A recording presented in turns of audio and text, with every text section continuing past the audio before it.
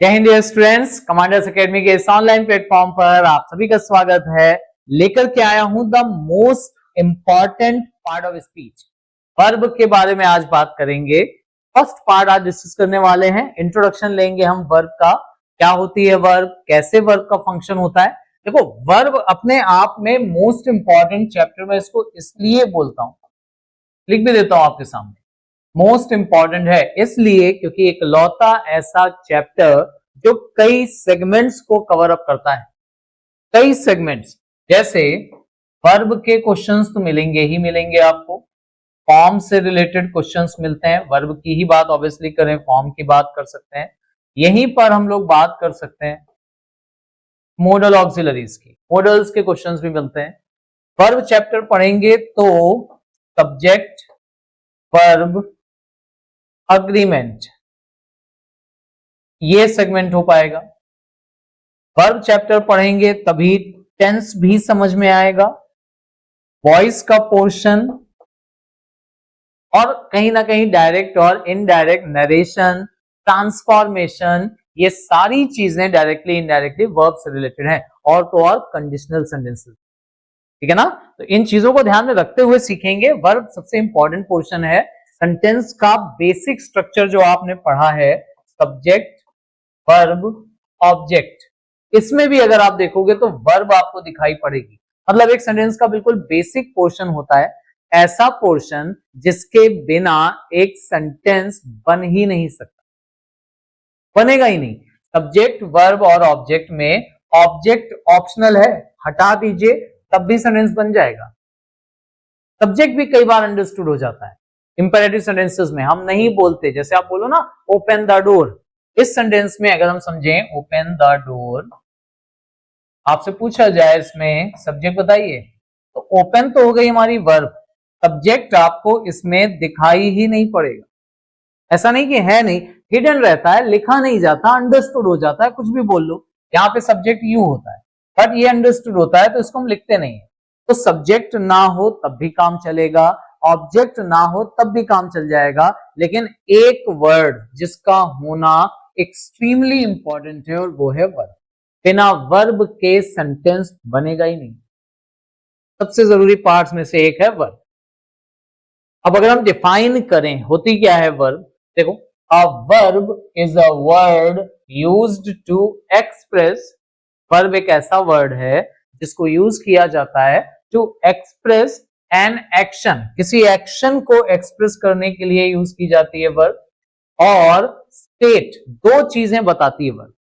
बहुत ध्यान से देखना, वर्ब को हिंदी में हम कहते हैं क्रिया। जब भी क्रिया का मतलब लिया जाता है तो हमें यह लगता है क्रिया का मतलब होता है एक्शन, कुछ करना, लेकिन वर्ब क्रिया यानी एक्शन ये बताने के अलावा एक और काम भी करती है, वर्ब आपको बताती है स्टेट। अब स्टेट का मतलब क्या है वो भी समझ लेना, वो शब्द जो किसी वाक्य में कुछ करना, होना, रखना, ये सब बताते हैं, वर्ब कहलाते हैं। वर्ब केवल एक्शन ही नहीं, टेंस भी बताती है, वॉइस भी, मूड भी, कई चीजें बताती है वर्ब, ठीक है ना। एक्शन, स्टेट, स्टेट का मतलब क्या होता है, वर्ब कभी कभी तो करना इसको रिप्रेजेंट करती है। जैसे बोला गया स्टेटमेंट, एक सिंपल सेंटेंस ले लेते हैं, राम इज प्लेइंग क्रिकेट। इस सेंटेंस में कौन सा एक्शन हो रहा है अगर मैं आपसे पूछूं तो आप सिंपली बताओगे यहां एक्शन हो रहा है खेलने का। तो ये जो प्लेइंग है ये वर्ड हमारा वर्ब है यहां पर, और ये वर्ब आपको क्लियरली बता रही है कि इस सेंटेंस में एक एक्शन हो रहा है ना। वर्ब यहां एक्शन बता रही है, कोई इश्यूज नहीं था। दूसरा सेंटेंस एक और लिख लिया जाए इसी के नीचे कि Ram is a good player. बताइए इस सेंटेंस में कौन सा एक्शन किया जा रहा है, कोई एक्शन हो रहा है इस सेंटेंस में, नहीं हो रहा है। मतलब क्या इस सेंटेंस में वर्ब नहीं है, है। एक्शन हो या ना हो वर्ब है। यहां पर ये जो इज है ना, ये वर्ब है, और यहां पर वर्ब कोई एक्शन नहीं शो कर रही है, एक स्टेट, एक कंडीशन, एक सिचुएशन, एक स्थिति को बता रही है। स्टेट जो वर्ड आ रहा है ना, यहां देखो, इस पर्सन का अच्छा प्लेयर होना, ये एक स्टेट है। स्टेट का मतलब यही है कि या तो आप किसी वर्ब का कुछ करना या होना, होना या रखना, इसी को स्टेट वर्ड बोला जा रहा है, ठीक है ना, स्टेट वर्ड, ये भी ध्यान रखिएगा। अच्छा, यहां पर कुछ चीजें समझना बहुत जरूरी है, जैसे इज यहां भी है, इज यहां भी है। हो सकता है जब मैंने बोला कि ये इज यहां पर वर्ब है, तो कुछ स्टूडेंट्स को लगा हो कि सर इज वर्ब नहीं है, इज तो हेल्पिंग वर्ब है, होता है ना, हेल्पिंग वर्ब हम बोलते हैं। ये हेल्पिंग वर्ब क्या होती है, ये भी समझना बहुत जरूरी पार्ट है, ठीक है ना, इसके बारे में भी बात करेंगे। हेल्पिंग वर्ब का कॉन्सेप्ट क्या है वो आपके लिए आसान कर दूंगा, बहुत इजी कॉन्सेप्ट है और बहुत इंटरेस्टिंग और उतना ही इंपॉर्टेंट, ठीक है। इसकी भी बात कर लेते हैं, पहले जरा एक बार टाइप्स देख लेते हैं, कितने टाइप्स के होते हैं। फिर याद रखना, फॉर्म्स की बात नहीं कर रहे हैं, टाइप्स की बात कर रहे हैं। कितने टाइप्स की होती हैं वर्ब, प्रिंसिपल या मेन वर्ब, ऑक्सिलरी या helping verb, transitive, intransitive, primary, model, regular, irregular, finite, non finite, linking verb, phrasal verb, स्टैटिव verb, causative verb. बहुत सारे टाइप्स हैं, ठीक है ना, टाइप्स तो बहुत सारे। इनमें से जो चीजें जिस जगह पर इंपॉर्टेंट होंगी हम उनको उनके हिसाब से डिस्कस करते चलेंगे, ठीक है ना। इंपॉर्टेंट अभी के लिए जो इंपॉर्टेंट वर्ब है वो हमारी मेन वर्ब है, हेल्पिंग वर्ब है, ट्रांजिटिव, इंट्रांजिटिव, प्राइमरी, मॉडल। और अगर वर्ब के फॉर्म्स पढ़ेंगे ना तो रेगुलर और इररेगुलर वर्ब। जब वर्ब को एडवांस लेवल पे थोड़ा सा लेके चलेंगे, पहले बेसिक कॉन्सेप्ट क्लियर करेंगे, एडवांस लेवल पे जब लेके चलेंगे तब फाइनाइट और नॉन फाइनाइट की बात करेंगे। लिंकिंग वर्ब का इंट्रोडक्शन मैं आपको एडजेक्टिव चैप्टर में दूंगा, जब हम एडजेक्टिव पढ़ेंगे तब लिंकिंग वर्ब के बारे में बात करेंगे। फ्रेजल वर्ब, इसका इंट्रोडक्शन हम लेंगे प्रेपोजिशन चैप्टर, ठीक है ना, ये प्रेपोजिशन में काम आ जाएगी, ठीक है। फिर स्टैटिव वर्ब और कॉजेटिव वर्ब। स्टैटिव वर्ब भी हम लोग डिस्कस करेंगे, लेकिन इसका इंट्रोडक्शन जब मैं टेंसेस डिस्कस करूंगा ना आपसे तब डिस्कस हो जाएगा। टेंसेस के पार्ट पे स्टैटिव वर्ब पढ़ लेंगे, ठीक है ना। टेंसेस का पोर्शन ऑब्वियसली बड़ा इंपॉर्टेंट होगा, ध्यान से उसको रिलेट करना पड़ेगा, सीखेंगे। और कॉजेटिव वर्ब ये आपके अभी काम की नहीं है, हाँ लास्ट में एकदम जब बिल्कुल लास्ट का पोर्शन आएगा तब अगर आप इसको पढ़ना चाहोगे तो मैं पढ़ा दूंगा, अदरवाइज अभी आपके काम की नहीं, इसकी आप टेंशन मत लो। मैं बता देता हूं, पॉजिटिव वर्ब मतलब वो वर्ब जब हम कोई एक्शन खुद ना करके किसी और से करवाते हैं, इससे बोला जाता है पॉजिटिव वर्ब। पॉजिटिव मतलब किसी और से कोई काम करवाना, जैसे मैं अपने बाल यहां से कटवाता हूं, मैं अपनी बाइक में इस जगह से पेट्रोल डलवाता हूं, ऐसे एक्शन जब आप शो करेंगे तो पॉजिटिव वर्ब की जरूरत पड़ेगी, आपके लिए इंपॉर्टेंट नहीं है। हाँ, टाइप्स में मैंने एक साथ कंबाइन सब कर दिए, ठीक है ना। तो अभी वन बाय वन जो इंपॉर्टेंट है उसके बारे में बात करते हैं। और देखो मैंने बोला था ना, हेल्पिंग वर्ब का कॉन्सेप्ट डिस्कस करना पड़ेगा, ध्यान से समझिएगा क्या है हेल्पिंग वर्ब का कॉन्सेप्ट। अगर मैं आपको एक सेंटेंस सिंपल सा दे दूं, क्या लिखा गया, ही गोइंग टू स्कूल, पढ़िए और बताइए कि ये सेंटेंस सही है या गलत है। अगर आप बोल रहे हैं कि गलत है तो आप बिल्कुल ठीक बोल रहे हैं।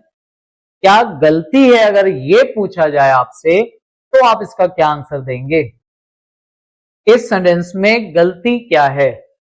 हो सकता है आपका आंसर ये आए कि सर यहां पर इज लगाना पड़ेगा तब ये सही होगा, ठीक है। फिर मेरा क्वेश्चन ये आएगा कि आप यहां इज लगाओगे या वॉज लगाओगे, he is going to school या he was going to school, क्या लगाएंगे दोनों में से। और अगेन हो सकता है आपका आंसर आ जाए कि सर दोनों लग सकते हैं, जो कि सच भी है, ही इज भी आ सकता है, ही वॉज भी आ सकता है। देन आई विल आस्क कि भाई अच्छा हम इज या वॉज लगाएंगे तब ये सही होगा या गोज कर देंगे तब सही होगा? ही गोज टू स्कूल, क्या ये गलत है? और अगर गोज लगाएंगे तो इज या वॉज की जरूरत भी नहीं होगी। देन अगर आप बोलोगे कि सर गोज भी हो सकता है तो मैं फिर यही पूछूंगा कि क्या हम यहां पर वेंट भी कर सकते हैं, क्या हम यहां विल गो ये भी कर सकते हैं? ऑब्वियसली कब सही हो सकता है?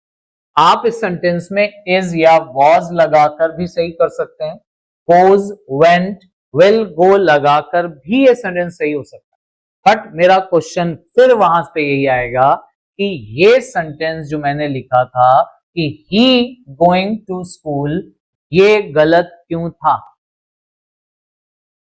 ये गलत क्यों है?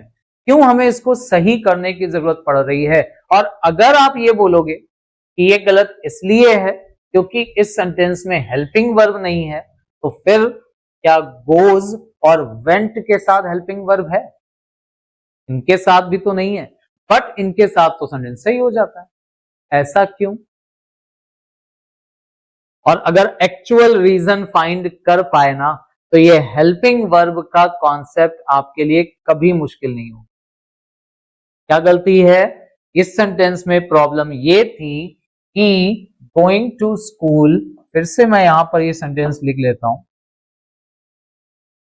ही गोइंग टू स्कूल में प्रॉब्लम ये है कि इस सेंटेंस में जो वर्ब है गोइंग, ये आपको एक्शन तो बता रही है। देखो एक्शन तो पता चल रहा है ना, जाने का एक्शन हो रहा है, वर्ब का काम भी है एक्शन बताना, तो वर्ब यहां एक्शन बता रही है।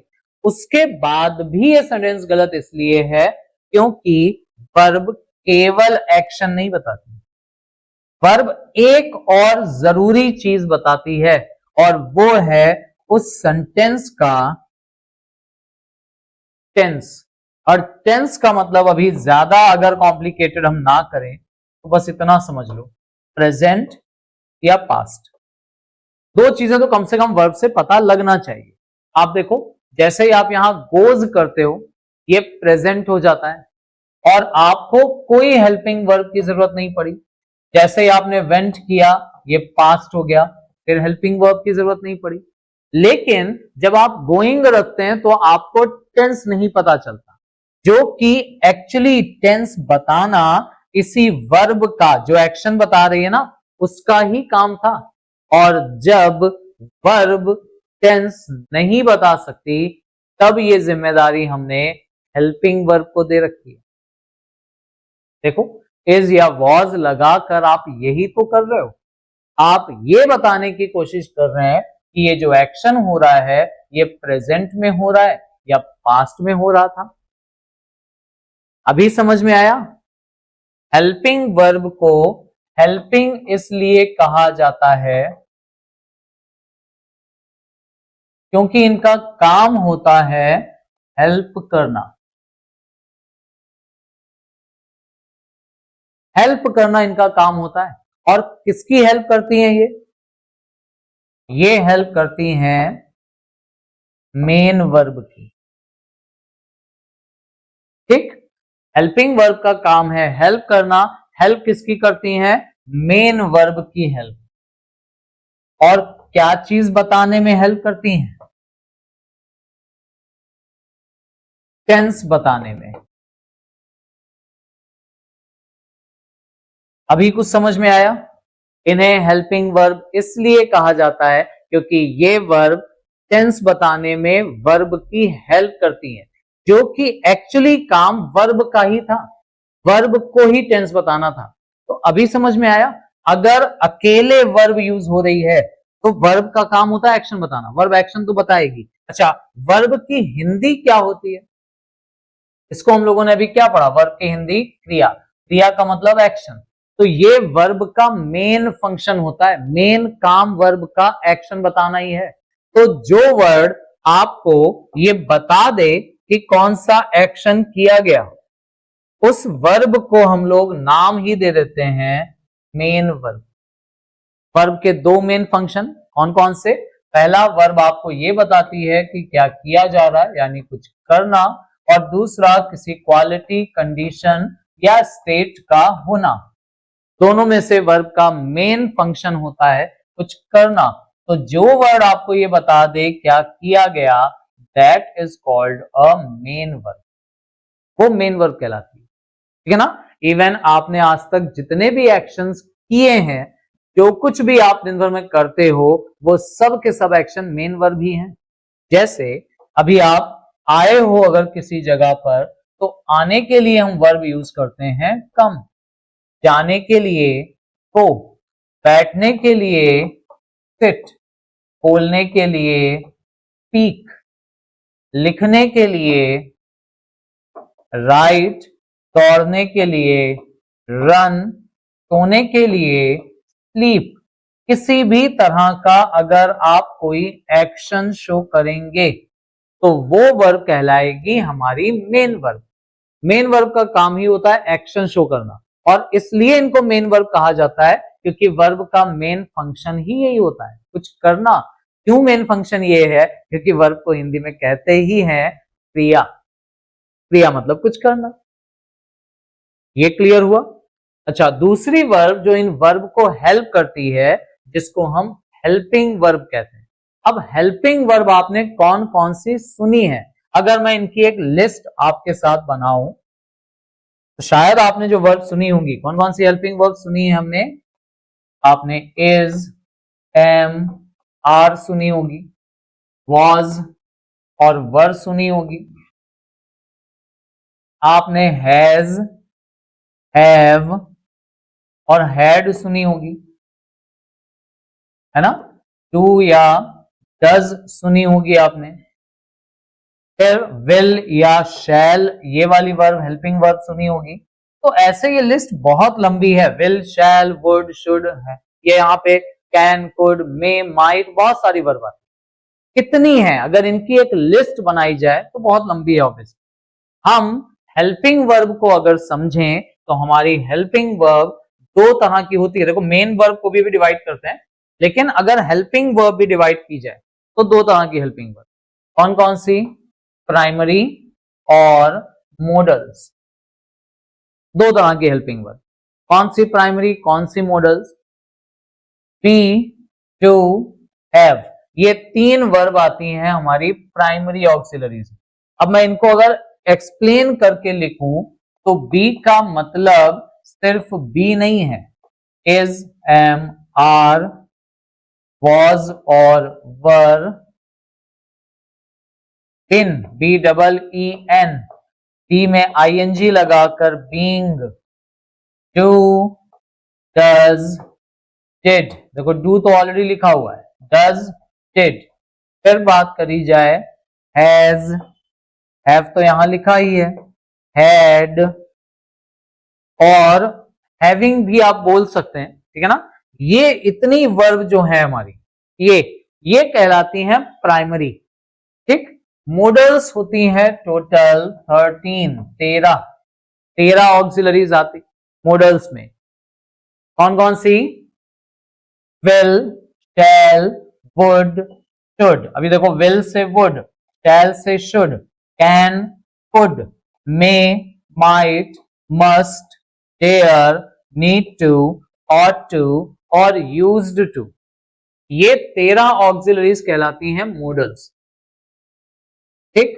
प्राइमरी हमारी कितनी है? तो 3 ही लिखी मैंने, और भी हैं, इनका एक्सप्लेनेशन आपको आगे और अच्छे से समझ में आएगा।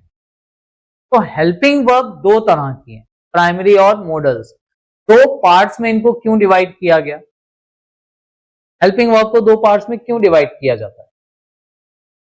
क्यों इनको प्राइमरी और मॉडल्स की कैटेगरी में बांटा गया? कुछ ना कुछ डिफरेंस तो होगा। वर्ब को हमने दो पार्ट्स में डिवाइड किया, main verb, helping verb. Helping verb को फिर दो पार्ट्स में बांट रहे हैं, प्राइमरी और मॉडल्स। क्यों दो पार्ट में डिवाइड कर रहे हैं? क्योंकि दोनों का यूज अलग अलग तरीके से। तो what is the difference between primary and modals? इन दोनों में डिफरेंस क्या है? कुछ आइडिया इसका, प्राइमरी और मॉडल्स में क्या डिफरेंस है? देखो ये कॉन्सेप्ट बड़ा इजीली आप रिलेट कर सकते हो अगर आपको थोड़ा सा भी इंटरेस्ट हो मैच में। क्रिकेट क्रिकेट में अगर इंटरेस्ट हो, आपको पता होगा, आपको क्रिकेट में एक जो टीम हमारी होती है उसमें एक कैप्टन होता है और एक वाइस कैप्टन होता है। ठीक, एक कैप्टन होता है, एक वाइस कैप्टन होता है। इंडिया ने अभी T20 वर्ल्ड कप जीता है, उस टीम के जो कैप्टन है वो है, T20 की बात कर रहा हूं मैं अभी, उसके जो कैप्टन है वो है सूर्य कुमार यादव और जो वाइस कैप्टन है वो है अक्षर पटेल। अगर मैं आपसे पूछूं कि बताइए भाई वाइस कैप्टन का सेंटेंस में या टीम में, चलो बता दो, काम क्या होता है, एक वाइस कैप्टन आखिर करता क्या है। आपके स्कूल में भी एक प्रिंसिपल होते हैं, एक वाइस प्रिंसिपल होते हैं। क्या रोल होता है एक वाइस प्रिंसिपल का स्कूल में, या आपके क्लास में एक मॉनिटर बनाया जाता है, मॉनिटर का रोल बता दीजिए क्या होता है। Captain, vice captain, principal, vice principal, teacher और जो क्लास का मॉनिटर है, उन दोनों में कुछ चीजें सिमिलर हैं। जैसे कैप्टन जो होता है वही बताता है क्या करना है क्या नहीं करना है, सारे डिसीजंस जो होते हैं वो कैप्टन के होते हैं। ठीक है ना, कौन पहले बैटिंग करेगा, कौन बाद में, टीम पहले खेलेगी, बैटिंग करेगी या बॉलिंग, ये सब कैप्टन डिसाइड करता है। कौन प्लेयर खेलेगा कौन नहीं खेलेगा, डिस्कशन होता है ऑब्वियसली, लेकिन अल्टीमेटली डिसीजन कैप्टन को लेना होता है। वाइस कैप्टन को एक स्पेशल अथॉरिटी होती है। अगर मान लो कैप्टन की चोट लग जाए, वो मैदान छोड़ के चला जाए, किसी काम से उसको बाहर जाना पड़ जाए, तब जब टीम का कैप्टन मैदान पर नहीं होता तो वाइस कैप्टन उतनी देर के लिए कैप्टन बन जाता है। क्लास में मॉनिटर भी तो इसीलिए बनाए जाते थे, है ना। अगर टीचर क्लास में नहीं है तो मॉनिटर्स को जिम्मेदारी दे दी जाती थी कि भैया ध्यान रखना, क्लास का शोर ना मचाएं, बच्चों का ध्यान रखना, ठीक है ना, डिसिप्लिन मेंटेन करना, ये सब काम। वैसे ही स्कूल में आप देख लो, जो प्रिंसिपल हैं वो अगर किसी काम से बाहर गए हुए हैं, स्कूल में नहीं है, छुट्टी पे हैं, तो फिर स्कूल का सारा जो डिसीजन जो प्रिंसिपल को लेना होता था डिसीजन, वो काम वाइस प्रिंसिपल करने लगते हैं। यानी वाइस कैप्टन, वाइस प्रिंसिपल या मॉनिटर वही काम करने लगते हैं जो काम उनका कैप्टन, क्लास टीचर या फिर प्रिंसिपल करते हैं। लेकिन ये काम वो तब कर सकते हैं जब एक्चुअली कैप्टन ना हो, तभी वाइस कैप्टन कैप्टन बनता है। तो बस ये कॉन्सेप्ट अगर आपको क्लियर है तो वहां भी क्लियर हो जाएंगी चीजें जो अभी अभी हम लोगों ने डिस्कस किया, इनमें डिफरेंस। क्या डिफरेंस है फिर सुनिएगा। सेंटेंस में क्या करना है क्या नहीं करना है ये मेन वर्ब डिसाइड करती है। जो मेन वर्ब रखोगे सेंटेंस में वही एक्शन परफॉर्म किया जाएगा, सेम एक्शन वही परफॉर्म किया जाएगा जो मेन वर्ब आप रखोगे। चाहे हेल्पिंग वर्ब में कोई भी हेल्पिंग वर्ब हो, प्राइमरी हो, मॉडल हो, दोनों का काम है अपने कैप्टन को हेल्प करना। हेल्प करना कैप्टन का काम है, कैप्टन को हेल्प करना ये वाइस कैप्टन का काम है। लेकिन अगर सेंटेंस में कोई एक्शन किया ही ना जाए, अब इसे समझने के लिए इसके पहले वाला जो एग्जाम्पल आया था हमारा, इसको एक बार समझते। राम इज प्लेइंग क्रिकेट, इस सेंटेंस में एक्शन कौन सा हो रहा है, ये प्लेइंग यहां पर एक्शन हो रहा है, यही है हमारी मेन वर्ब। यहां पर जो इज है इसे हम बोलेंगे हेल्पिंग वर्ब, क्योंकि ये मेन वर्ब की हेल्प कर रही है टेंस बताने में। लेकिन सेकेंड सेंटेंस में देखो, Ram is a good player, इस सेंटेंस में वर्ब यानी एक्शन कौन सा हो रहा है, कोई भी नहीं, एक्शन हो ही नहीं रहा है। एक्शन नहीं हो रहा है इसका मतलब इस सेंटेंस में कोई मेन वर्ब नहीं है।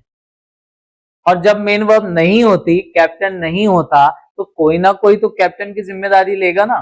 तो यहां पर इस इज को हम हेल्पिंग वर्ब नहीं, यहां पर इसे ही हम मेन वर्ब बोलने लगते हैं। और मेन वर्ब का काम जो हेल्पिंग वर्ब कर सकती हैं फिर सुनिएगा, हेल्पिंग वर्ब मेन वर्ब का काम कर सकती हैं, लेकिन केवल कौन सी वर्ब, ये जानते हैं? ये है हमारी प्राइमरी हेल्पिंग वर्ब। केवल प्राइमरी हेल्पिंग वर्ब है जो है तो हेल्पिंग वर्ब, लेकिन जरूरत पड़े तो मेन वर्ब का भी काम कर सकती है। कब करेंगी मेन वर्ब का काम? जब सेंटेंस में कोई और वर्ब ना दी जाए। अगर सेंटेंस में कोई एक्शन हो रहा है तो ये हेल्पिंग वर्ब है, हेल्पिंग वर्ब। लेकिन अगर सेंटेंस में कोई एक्शन नहीं हो रहा है तो यही मेन वर्ब है। ये वो वर्ब हैं जो मेन वर्ब का काम कर सकती हैं।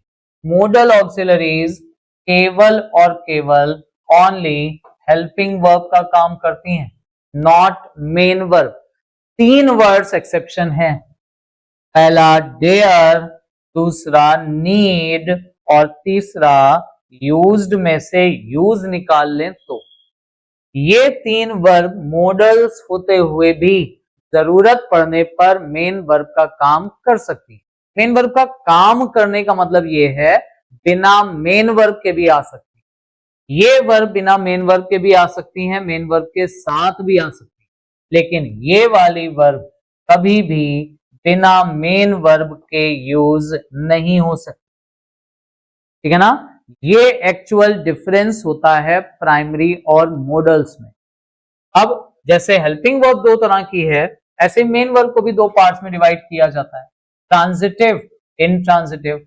इनको हम लोग ऑलरेडी जब ऑब्जेक्ट का इंट्रोडक्शन मैंने आपको दिया था तब भी डिस्कस किया था। ट्रांजिटिव वो वर्ब होती है जो ऑब्जेक्ट के साथ यूज होती है, जिस वर्ब में ऑब्जेक्ट आता है।